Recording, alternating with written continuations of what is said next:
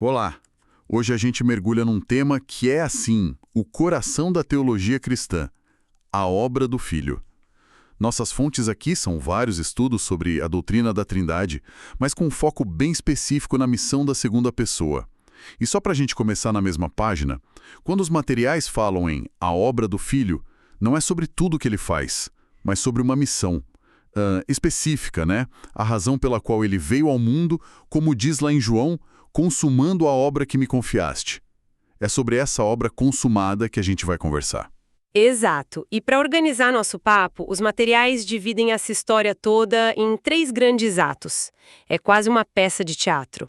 O primeiro ato é a humilhação voluntária, o segundo, que é o clímax, é a obra redentora, e o terceiro, a grande virada, a exaltação gloriosa. Essa jornada de um rebaixamento extremo a uma glória sem igual vai ser o nosso roteiro hoje. Perfeito. Então, vamos começar pelo primeiro ato, a humilhação. Uma das fontes que eu li usa uma analogia que achei, assim, no mínimo inusitada. Compara a Trindade com a teoria da administração de Henry Fayol. Diz que o pai seria o planejamento estratégico. E o filho, a execução. Exato, a execução ou a direção. É um jeito meio corporativo de ver, né? Mas o que isso revela sobre o papel do filho? Olha, revela que o filho é o agente executor do plano divino. A salvação, que foi idealizada pelo pai, precisava de alguém para colocar em prática aqui, no tempo e no espaço. E o primeiro passo dessa execução foi a encarnação. É um conceito que a gente ouve tanto que às vezes perde o impacto, mas as fontes descrevem como um ato de humilhação radical e voluntária. Espera aí, vamos desempacotar isso. Porque humilhação e esvaziou-se a si mesmo, como diz um dos textos, são palavras muito fortes. Dá a impressão de que ele, sei lá, abriu mão de ser Deus por um tempo. Como é que isso funciona? Ele apertou um botão e desligou a divindade? Ótima pergunta, porque toca bem no centro do mistério. Não, as fontes são muito enfáticas. Ele nunca deixou de ser Deus. O termo grego original é kenosis, que significa esvaziamento. Certo. Mas não é um esvaziamento da sua natureza divina. É um esvaziamento dos seus privilégios e da manifestação externa da sua glória. Pensa assim, um rei que, para entender o seu povo, decide viver como um plebeu. Ele não deixa de ser rei, mas ele abre mão de toda a pompa, de todo o poder visível. Ah, entendi. Então é mais sobre se conter do que sobre perder algo. Exatamente. E o porquê disso é muito profundo. Não era só sobre se tornar humano, era sobre se identificar completamente com a nossa fragilidade. Se ele viesse com toda a sua glória visível, a relação seria de intimidação, não de identificação. Faz sentido. É o contraste perfeito com o primeiro Adão, que na sua condição humana tentou se agarrar à ideia de ser como Deus. Cristo, sendo Deus, fez o caminho inverso. E essa humanidade era 100% real, né? Uma das fontes ressalta um detalhe que me pegou. Diferente de Adão, que foi criado já adulto, Jesus passou por tudo. Foi um embrião, um bebê, uma criança, viveu a experiência humana completa, do início ao fim. Só que, claro, com a diferença crucial de nunca ter pecado. Isso é fundamental.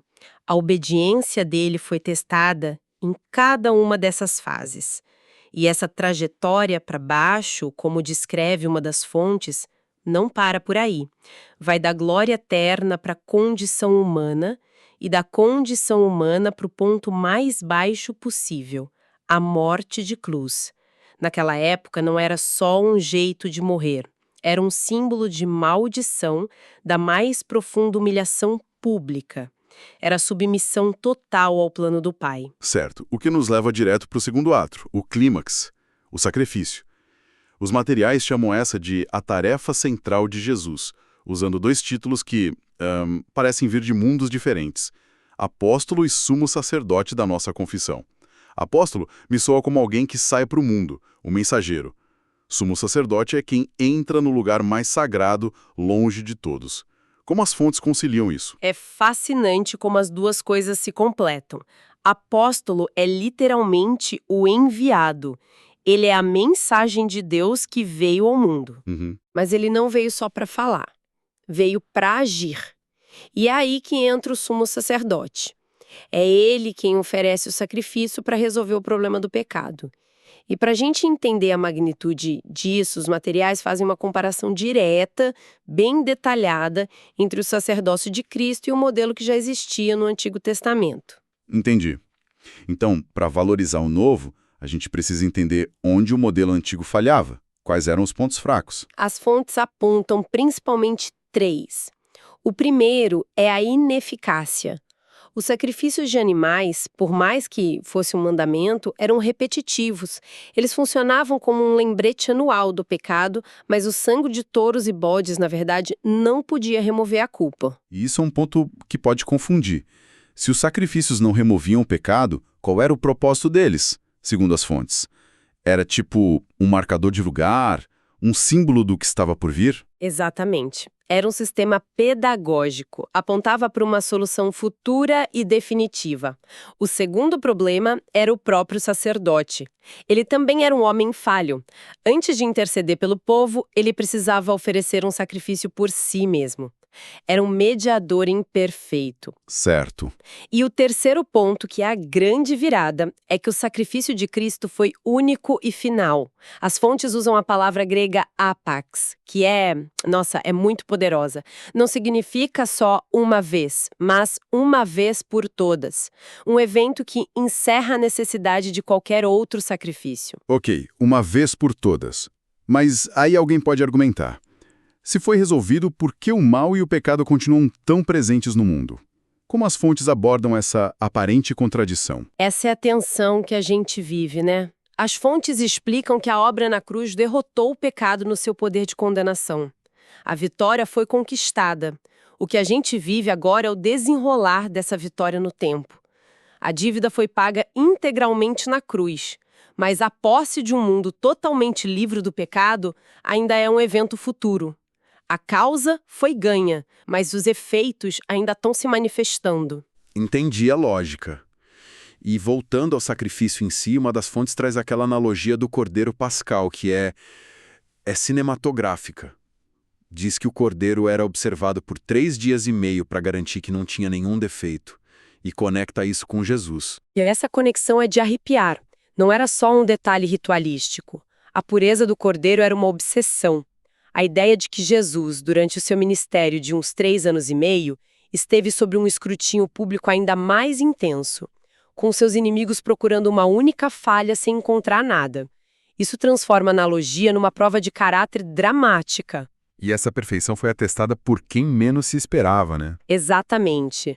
A ironia que as fontes destacam é que a maior autoridade legal da região, Pôncio Pilatos, um romano que não tinha interesse nenhum em proteger Jesus, é quem atesta publicamente: não encontro nele crime algum. Pois é. E depois lava as mãos dizendo: estou inocente do sangue deste justo.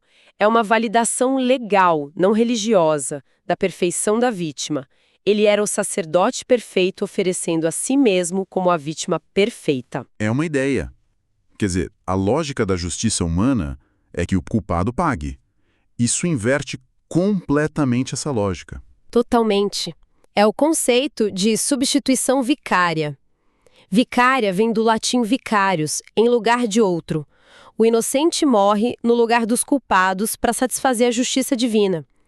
E a prova de que o sacrifício foi aceito, o recibo divino, digamos assim, foi o que aconteceu no momento da morte dele.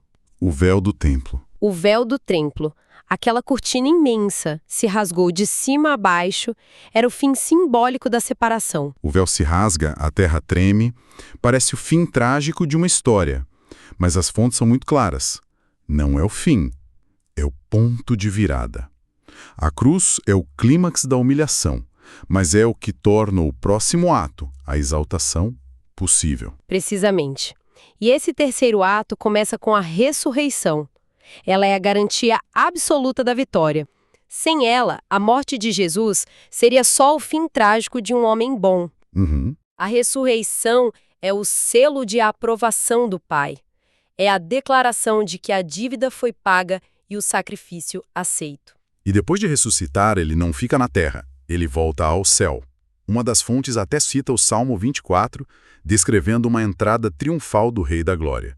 E aí vem a afirmação de que ele se assenta à destra do Pai. Isso é menos sobre a geografia do céu e mais sobre o organograma do universo, certo? É a melhor definição que eu já ouvi. Exatamente. Não é uma cadeira literal. Estar à destra é uma metáfora de poder. Significa ocupar a posição de máxima autoridade, honra e soberania. E como parte dessa cerimônia de coroação, Filipenses diz que ele recebe um nome que é sobre todo nome. E esse nome não é só Jesus, como um rótulo. Não. Na mentalidade bíblica, nome representa a totalidade da pessoa, sua essência, seu poder. Receber um nome que está acima de todos significa que a ele foi dada a autoridade final sobre toda a criação. Sobre tudo. Sobre reis, presidentes, anjos, demônios, tudo que é visível e invisível. Aquele que se humilhou ao máximo é agora exaltado ao máximo. A trajetória se completa. E essa obra agora que ele está exaltado, ela continua acontecendo ou ele está só esperando o fim dos tempos? A obra não está parada, ela só mudou de fase. Agora, como rei exaltado, as fontes explicam que a obra do Filho inclui governar o universo, dirigir a igreja. Ele também atua como nosso intercessor, nosso representante permanente diante do Pai. Certo. E as fontes também detalham o que ainda está por vir. O arrebatamento, o julgamento, o estabelecimento do seu reino na terra e, no ato final, a sujeição de todas as coisas ao Pai para que Deus seja tudo em todos. Uau! Recapitulando então, a obra do Filho não é um ato único, mas uma jornada épica.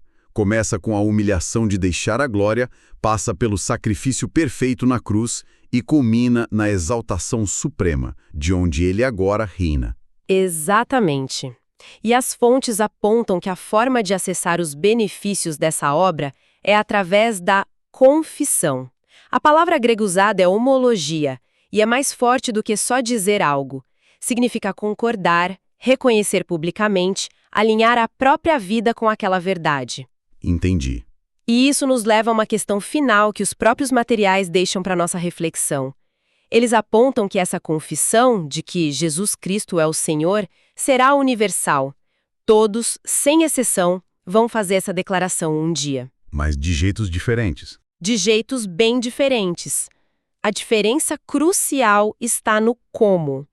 Ela vai acontecer de duas maneiras: voluntariamente por quem crê agora para a salvação e compulsoriamente por quem o rejeitou e só vai reconhecê-lo no juízo final. Então, fica a pergunta: o que a diferença entre uma confissão por amor e uma confissão por obrigação? O que isso revela para a gente sobre a natureza da fé, do livre-arbítrio e da soberania divina?